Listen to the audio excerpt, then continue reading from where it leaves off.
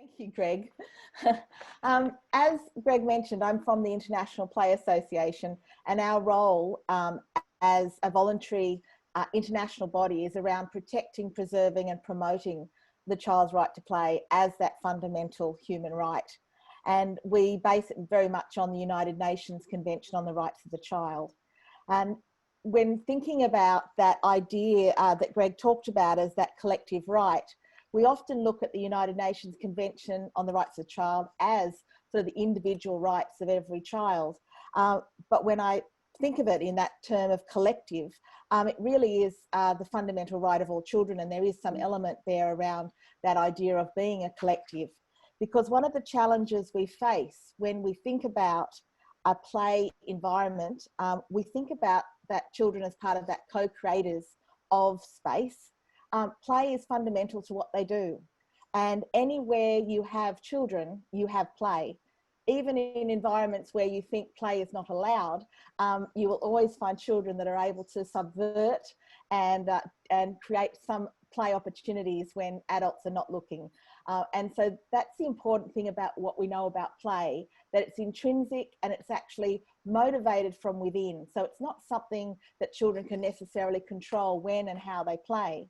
But one of the important factors in considering this is that as a collective responsibility, play isn't just an indulgence we as humans give to our children, but play is actually fundamental to all living creatures that have complex social relationships. So wherever you find an animal who has that level of complexity and has a level of brain development where they're able to communicate clearly, you will see play occurring. And so we do have, as a community, as a collective, and sort of a very much an imperative to make sure that wherever we are, our youngest members of the community are given opportunities to play. Because if we're not doing that, we're fundamentally doing something that I believe, and many of other people believe, will interfere with our own evolution and our development of community and how we function as a society. So it's not optional, it's definitely a biological imperative that this occurs. And so I often think about, when challenged around this right to play in the city, about what message I can deliver in a 5 to 7 minute period. And certainly the work of Lester and Russell, Wendy Lester and Stuart Russell, this particular quote always sort of resonates with me, because it's the idea that we, in planning spaces and considering how our cities will function, need to be aware that we don't actually have to provide the play. But what we do have to look at is what are the conditions we provide in the city where children can play. Because playfulness thrives in those conditions, and we need to be really conscious of those. And an important document that underpins the child's right to play is the United Nations Convention on the Rights of the Child, General Comment number 17. And this particular document actually provides more background to how we implement, how we look at the child's right to play. And it's a document that often is overlooked because people see it as something for governments. But the document is actually targeted at 3 different groups, not just governments or state parties as they're referred to in the document, but also to the private sector and to non-government organisations. It also even provides some guidance to parents and those working with children on how you can support and promote children's right to play. So it provides a legal analysis for you, and it also links to the other principles and articles in the convention, because the important thing to recognise with Article 31, which is the child's right to play, it doesn't stand alone. It's actually just as important, of equal importance to all the other articles in under the child's rights, which is a declaration that every country in the world, bar 1 or 2, have signed to say they will uphold these rights. And it does create a context for implementation.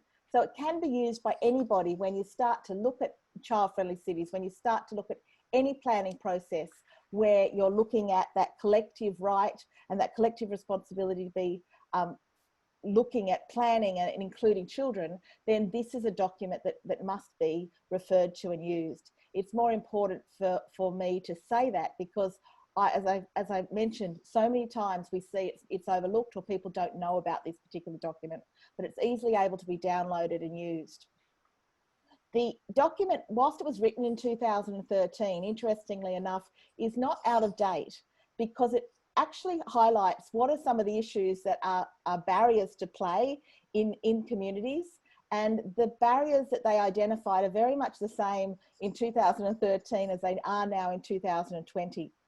That idea of lack of recognition of the importance of play, which is why I emphasise to you that it is a biological imperative.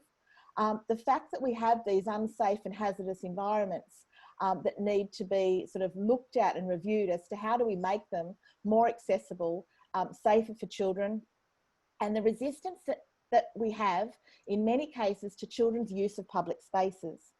But the important thing to note with that is what I often find is we don't give a lot of signals to children or their families as to where they can go and play.